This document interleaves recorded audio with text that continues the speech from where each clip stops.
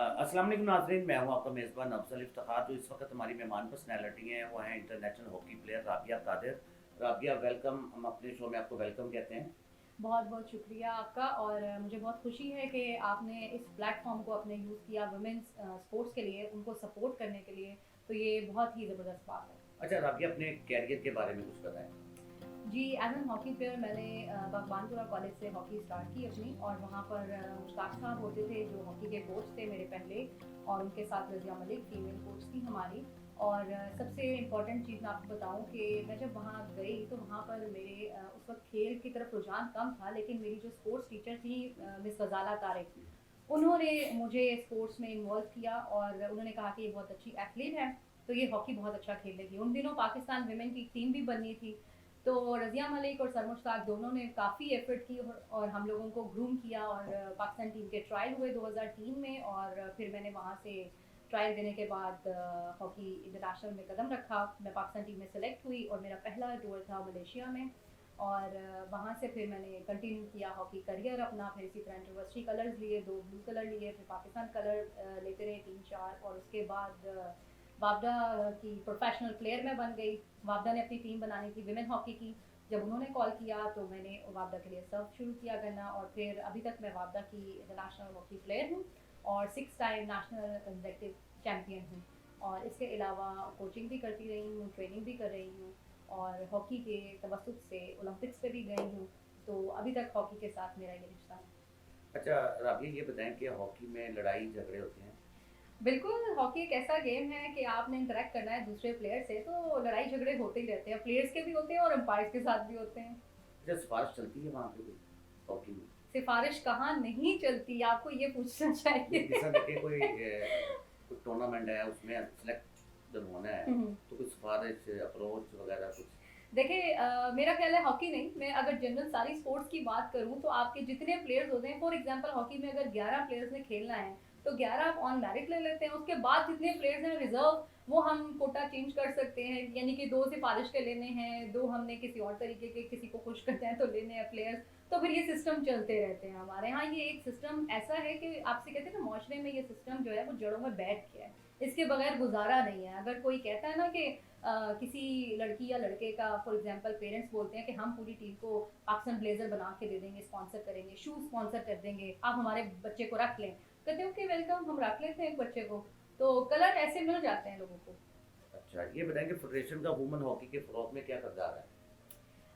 Federation का women hockey के मेरा ख्याल है कि जहाँ तक मैं खेल रही थी तो पहले बहुत इवेंट्स होते थे।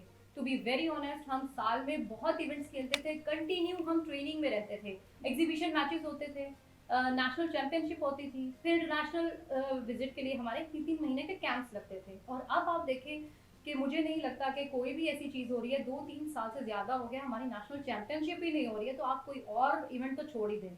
तो फेडरेशन मुझे नहीं लगता कि कोई दिलचस्पी है उनको वुमेन हॉकी से। और ख़ासतौर पर अगर मैं विमेन साइड की फेडरेशन की बात करूं ओहदेदार, तो वो भी मुझे लगता है कि अदम दिलचस्पी है उनकी भी इस चीज़ में। क्योंकि अगर हम प्राइवेट क्लब्स हैं जो प्राइवेट सेक्टर से अगर कोई एकेडमी या क्लब उठकर अपने इवेंट्स करवा लेता है छोटे मोटे स्पॉन्सर्स लेकर, तो ये तो फिर फेडरेशन के हिस्से में है, फेडरेशन काम कर रही है। वो अपने इवेंट्स क्यों नहीं करवा सकती जिसके पास गवर्नमेंट है, जिसके पास स्टेक है, जिसके पास एक लोगो है, एक एक जिसे कहते हैं ना शनाख्त है पाकिस्तान विमेन हॉकी। तो वो अपनी शनाख्त यूज नहीं कर सकते और स्पॉन्सर्स नहीं ले सकते। तो ये एक बहुत बड़े ना आप जिसे कह सकते हैं अलमिया की बात अच्छा, ये बताएं कि जो इंटरनेशनल टूर्नामेंट्स भी बहुत कम हो रहे हैं, है। हो ही नहीं रहे, बल्कि बिल्कुल नहीं हो रहा है। बिल्कुल नहीं हो रहे। पाकिस्तान नहीं जा रहा है, बाहर हो रहे हैं। जी। पाकिस्तान पार्टिसिपेट नहीं कर क्या रहा है। वजह क्या है? क्या फेडरेशन भेजना नहीं चाहती कि यहाँ कोई स्पॉन्सर नहीं हमारे पास? देखिए दोनों को मैं कनेक्ट करूंगी, दोनों को, ठीक है। पहली बात अगर हम करें कि जी विमेन हॉकी को विमेन टीम को बाहर भेजें तो फेडरेशन कह देगी कि हमारे पास स्पॉन्सर्स नहीं है, जो कि ठीक है बात, स्पॉन्सर्स नहीं है, ठीक है। और यहाँ पर खैर जब से मेंस हॉकी का जवाल शुरू हुआ है फेडरेशन ने विमेन हॉकी को तो बिल्कुल ही छोड़ दिया है ना, लावारिस छोड़ा हुआ है। वो कोई उनका कोई जिसे कहते हैं ना एक लाइन अप होता है वुमेन हॉकी का हम ये करेंगे, वो मेंस पर इतनी केयर नहीं करते हैं, तो वुमेन हॉकी तो उनके लिए कुछ भी नहीं है, ठीक है। तो अगर इंटरनेशनल इवेंट में आपने पार्टिसिपेट करना है तो आपको एक लाइनअप पर चलना पड़ता है, आपको उसका एक सीक्वेंस रेडी करना पड़ेगा, आपने कब ट्रायल लेने हैं, आपने कब बच्चों को सिलेक्ट करना है, कब कैंप लगेगा उनका। और उनको जो फैसिलिटेट करना है, चीज़ें हो, इक्विपमेंट हो या ट्रेनिंग हो या कोचिंग हो, वो कैसे होगी? और फिर उनको पेमेंट्स करनी होती है। ये बहुत काम है जो कि बिल्कुल नहीं हो रहा।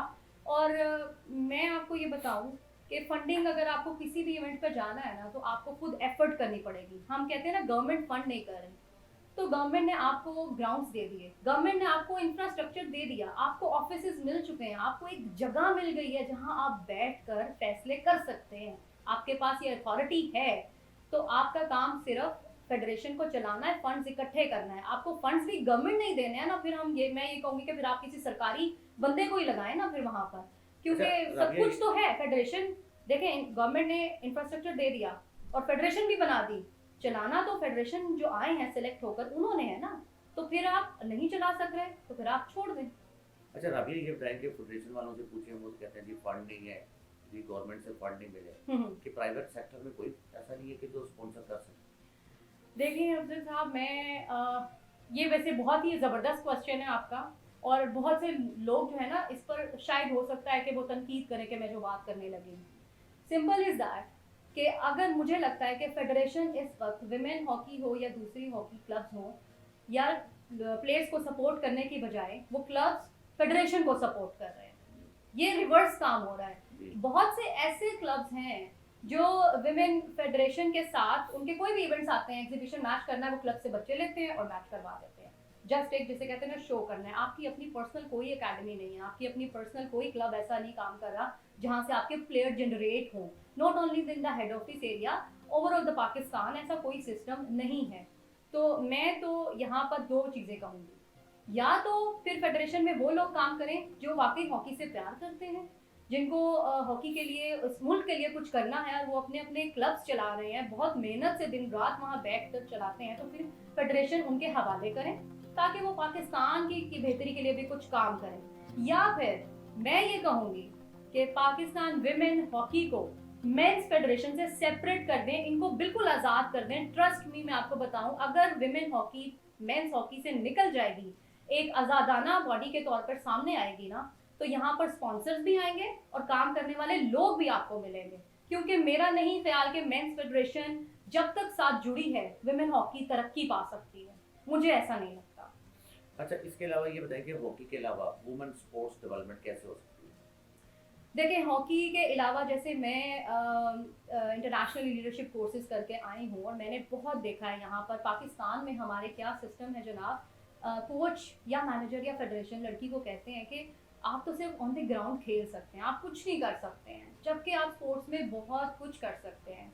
आप अगर देखें, हर कोई टीम में सेलेक्ट नहीं हो सकता, हर किसी की अपनी क्वालिटीज़ हैं, हर कोई पाकिस्तान टीम का प्लेयर नहीं बन सकता। अगर आप नहीं बन सकते, इट्स ओके, आप उसको, अपने आप को डिमोरलाइज ना करें।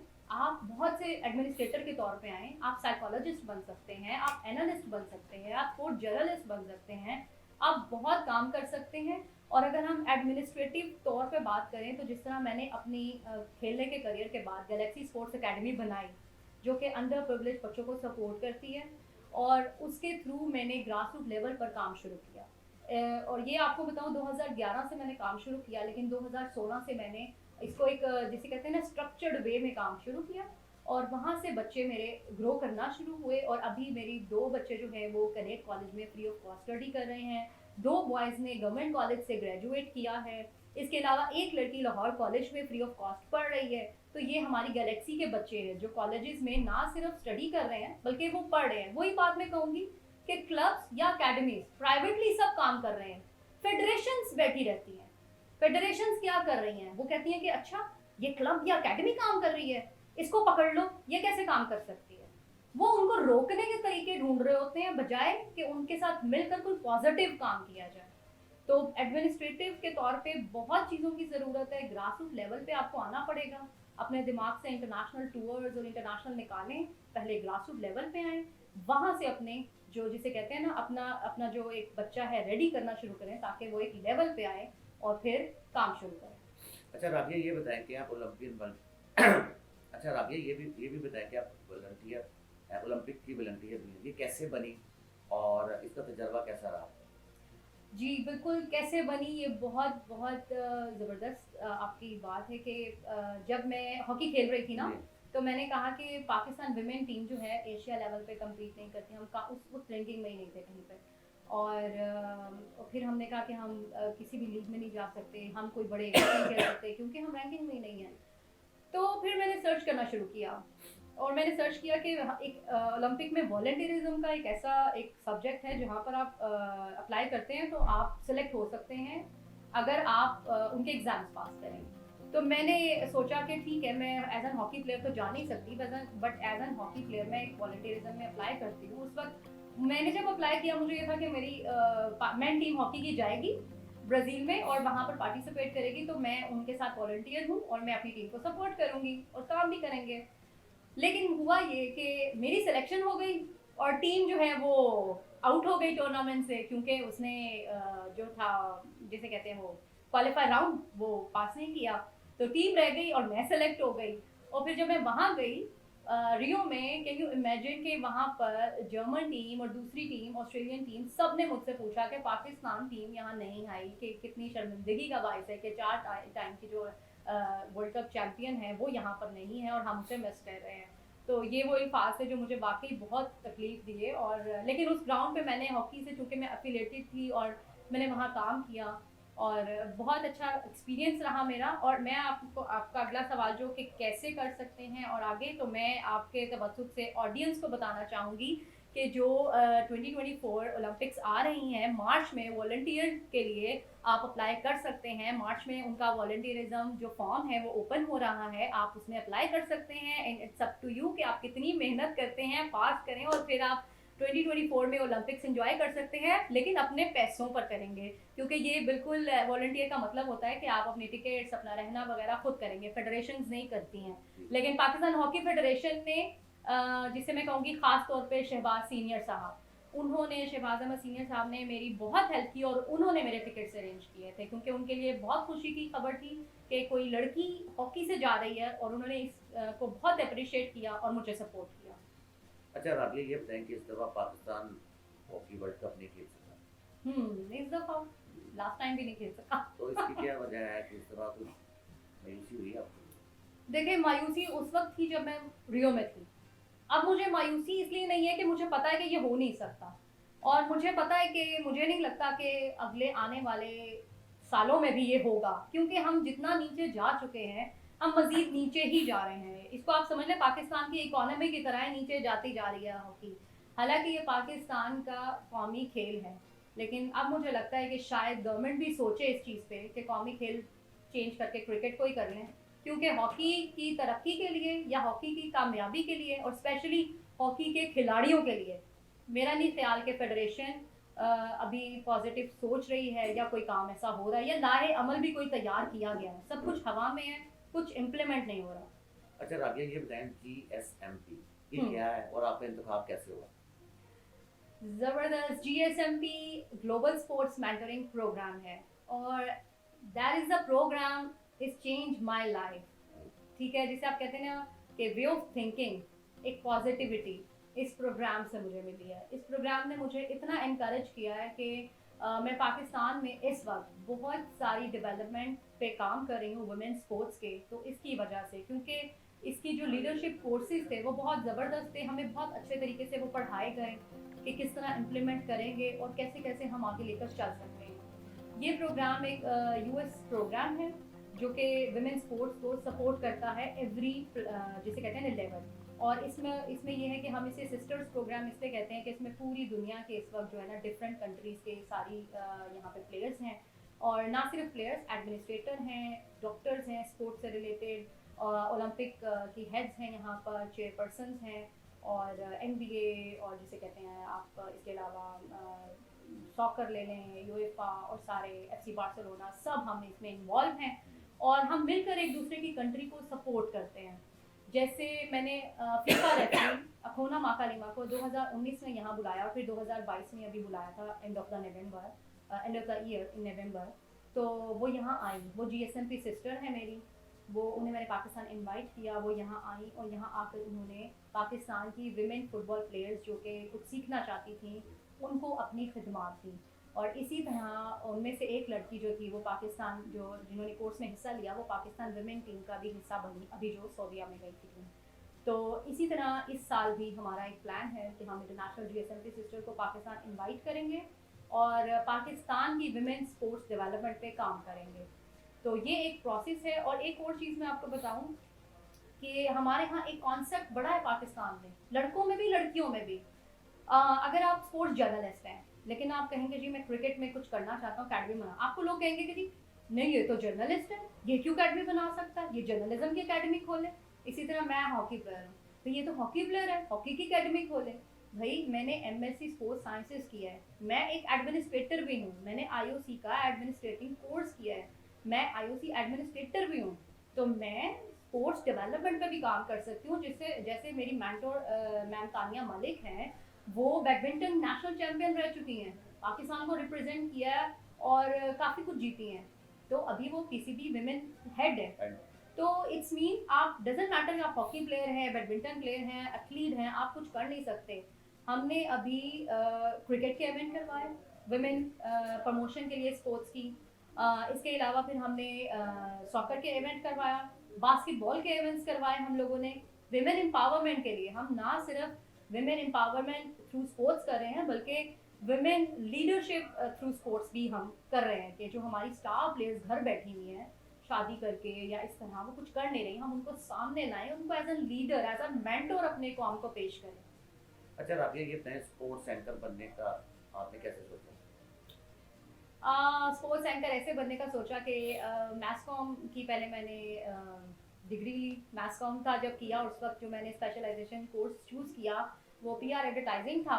और कुछ लोगों ने उस वक्त डॉक्यूमेंट्रीज और इस तरह न्यूज़ के लिए वहाँ पर डिपार्टमेंट्स में जब हम लोगों ने प्लानिंग की तो कुछ लोगों ने, मेरे टीचर्स ने दिखा दी है तुम बहुत अच्छी एंकर बन सकती हो लेकिन तुम्हारा इंटरेस्ट बड़ा स्पोर्ट्स में है तो तुम जाओ। तो तब मेरी बड़ी ख्वाहिश थी, एक वो होता है ना कि नहीं नहीं आप स्टडी कर रहे हैं, नई नई डिग्री ले रहे हैं तो आप कहते हैं कि यार इसमें कुछ करते हैं। तो फिर मैंने सोचा और मैंने जब किया स्पोर्ट्स एंकरिंग का काम तो वो मुझे इतना अच्छा लगा। और दूसरी मेरी चूँकि डोमेन थी, मैं एज एन प्लेयर भी थी और उस वक्त खेल भी रही थी और स्पोर्ट्स जानती भी थी, तो बहुत बहुत ज़बरदस्त एक्सपीरियंस रहा। और अभी थोड़ा ब्रेक लिया उससे, ओबियसली 2 छोटे बच्चे हैं, घर को भी देखना होता है, एकेडमी के बच्चे अपने होते हैं, तो थोड़ा सा ब्रेक लिया है, बाद में फिर शुरू करेंगे। अच्छा राबिया, ये बताएं कि ओलंपिक एसोसिएशन के साथ भी आपका तजर्बा कैसा? ओलंपिक एसोसिएशन के साथ बहुत ज़बरदस्त रहा। और मैं आपको बताऊं कि मुझे बहुत खुशी हुई कि athlete education and leadership course के लिए उन्होंने मुझे चूज़ किया, जिसमें स्पेसिफिकली मेरा फेवरेट सब्जेक्ट था जेंडर इक्वालिटी लीडरशिप। वो मुझे बहुत पसंद है और मैं उस पर मज़ीद काम भी करना चाहती हूँ। और मुझे बहुत खुशी है कि खालिद साहब ने मुझे ये मौका दिया कि एज एन स्पीकर मैं वहाँ पर मौजूद प्लेयर्स, जो एथलीट पाकिस्तान के नामवर प्लेयर्स जो जीते हैं गोल्ड मेडल्स डिफरेंट आप कह दें कंट्री में स्पोर्ट्स में, उनको मैंने वहाँ पर ग्रूम किया। तो दैट वाज ग्रेट अचीवमेंट और ग्रेट एक्सपीरियंस। तो आगे भी हमारा प्लान है कि NOC के साथ मिलकर हम एक रोड मैप रेडी कर रहे हैं जिस पर हम प्लेयर्स की एजुकेशन पे मज़ीद काम कर सकते हैं, जिसमें जेंडर इक्वालिटी आएगी, लीडरशिप आएगी, एथलीट्स कोचिंग आएगी और खसूसन मेरी कोशिश यही है कि 90% ये विमेन स्पेसिफिक हो। अच्छा राबिया, इतना आप काम करते हैं तो घर को कैसे मैनेज कर लेते हैं? ज़बरदस्त क्वेश्चन। घर बहुत अच्छे तरीके से मैनेज होता है।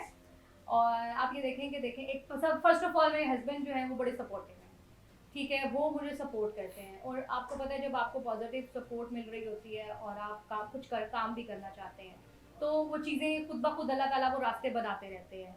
अब बच्चे चूँकि थोड़ा सा हो गए हैं स्कूल गोइंग, तो मैंने एंकरिंग से इसलिए ब्रेक ली कि वो मेरा एक शौक़ है, वो मेरा शौक़ है, वो जब चाहे आप कर सकते हैं। उसके लिए कोई स्पेसिफिक ज़रूरी नहीं है कि आप दुनिया की हर चीज़ छोड़ दें कि भाई मेरा तो एंकरिंग करनी है वरना मैं मर जाऊँगी, कुछ नहीं हो सकता, ऐसा कुछ नहीं है। थोड़ा ब्रेक लें फिर कर लें। हर चीज़ का एक फ़ेज़ होता है, आपने वो फ़ेज़ कैसे करना है अपना पूरा वो आप देखें। तो मैंने एंकरिंग को इस वक्त थोड़ा सा ब्रेक दिया है, बच्चों को देखना होता है और अकेडमी को देखना होता है और अकेडमी के इवेंट्स को, तो वो लाइन अप में मैं रखती हूँ। और हमारा दोनों का होता है कि अगर मैं एक काम कर रही हूँ तो उस टाइम पर बच्चे और स्टडी जो उनकी है वो मेरे हस्बैंड देख रहे होते हैं, और जब वो उन्होंने कोई काम करना होता है तो फिर वो मैं देख रही होती हूँ। तो इस तरह हम मिलकर कर लेते हैं। राबिया, बहुत बहुत शुक्रिया आपका कि आपने हमारे प्रोग्राम में शिरकत की। जी नाज़रीन, उम्मीद है कि आपको हमारी ये बातें पसंद आई होंगी। अपने मेज़बान अफसल इफ्तिखार को इजाज़त दीजिए।